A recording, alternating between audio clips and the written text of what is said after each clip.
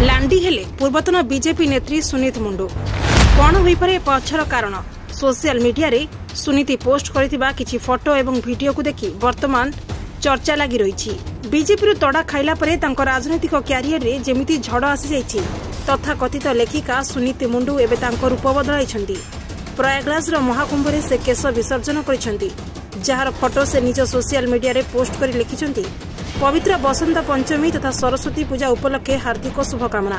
एही पवित्र दिन में निज शरीर सौंदर्य बढ़ाउतबा केश त्याग कली हेमा सरस्वती कृपा करी मो लेखनी रे अधिक शक्ति स्फुरित कर, अन्याय विरुद्ध रे मो लेखा आहुरी शाणित हेउ, जहाकु देखि किए राजनीति रे विफल हेबा परे से प्रतिशोध नहीं पारंती बोली कहउतबा बळे आउ किए भविष्य रे आध्यात्मिकता आडकु ढळिबा पई से चेष्टा करिवे किंतु राजनीति सह जड़ित रहिबे बोली कहउछन्ती।